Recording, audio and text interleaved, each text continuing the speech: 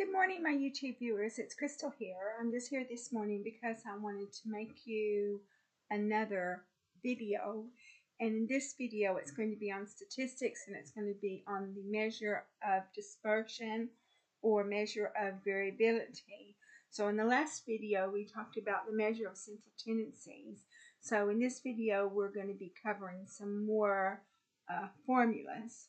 So the formulas that you need for measure of dispersion are going to be your variance and your standard deviation, your range, and your percentile, and mean absolute deviation. And we covered mean absolute deviation in the last video because it is a measure of dispersion, but because you have to have the mean, I thought, well, I'll put it in measure of central tendency as well, since it requires the mean. One of the first things that they have is called the range, which the range is the range of numbers. And so in this particular spreadsheet, this particular sheet, we've got a range of numbers between random numbers between 0 and 100. And so I've got 100 random numbers, but perhaps I should have had 101 random numbers since it's between 0 and 100. And so this is your range. The range is between 0 and 100, and we've got 100 random numbers. So that's your range, and you're not going to see range a whole lot, but you need to know what it is. And in Python programming, which is something that I also do, they have the they do have a range, like when you make a for loop, a for loop or a while loop, you have to define a range. Range is one of the things that you can define, but you're not going to see range a lot, but you need to know what it is. So I've got your formulas for your variance, your standard deviation, and your mean absolute deviation on the sheet, so you can see the formula for variance. And then for variance, you have two types of formulas. You have one for the population and one for the sample. In this particular exercise, I used a sample. And then you've got your formula for your standard deviation.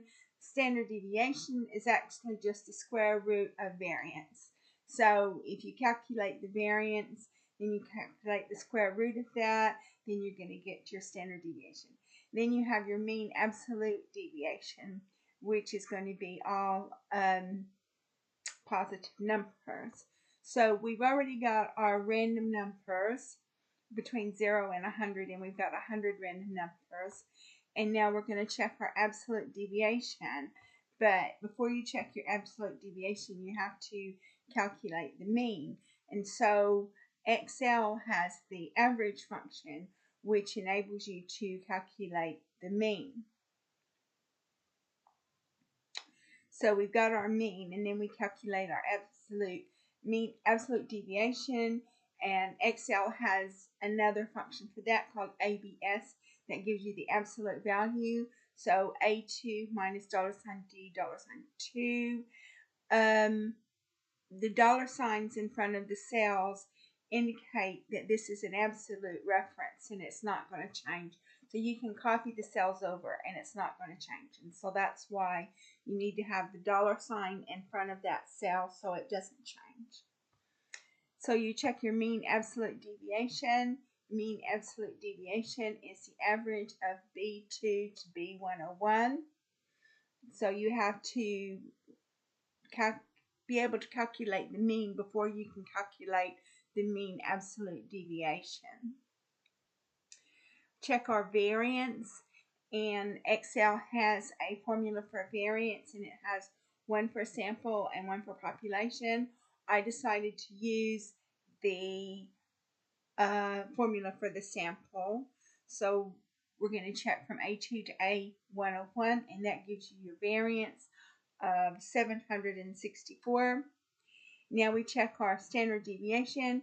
Again, standard deviation has, you can do it for the sample or you can do it for the population.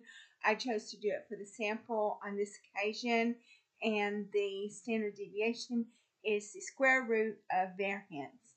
And so just to prove a point, that the standard deviation is the square root of variance, I've got square root of variance, and you can see right here, square root of D4 is exactly the same as the standard deviation. And then we've got percentile, which again, you can check this percentile from A2 to A101. So what you could do is, I said 0.5 is 50%, so 49 is the 50 percentile, but we'll just say 0.25, that's 25%. Oh, I messed that up, didn't I? I messed that up. So we can say here 0.25, and at 19 is at the 25 percentile. But let's say you want 30% or 33%. So 31 is at the 33 percentile. And so you can select any percentile that you want. And that's another formula that you're going to need to know for statistics. So we've got the histogram, and so that tells you, gives you a plot of all of the numbers, and so you can see that the histogram is almost uniform. And then you can check the box and the whisker plot. The box and whisker plot gives you the tells you where all the numbers are. So you've got starting out with 0 and ending with 100, and most of the numbers are going to be between 25 and 80. And so that's going to be it. I didn't give you the formula for the percentile, but I'm going to go ahead and make the formula for the percentile and put it in another video, because that's something that I failed to do in this occasion. But I will correct that in another video. So I've gone ahead and covered everything that I wanted to cover for the measure of dispersion. We've covered the main formulas of variance and standard deviation, and then we've also covered mean, absolute deviation, and percentile.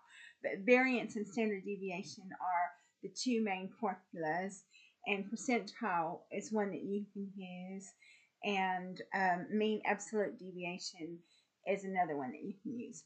So I'm going to go ahead and conclude this video since I've discussed what I want to discuss. If you like my video, please like and subscribe, and I look forward to communicating with you in the next video, where I will be talking about some more statistical concepts.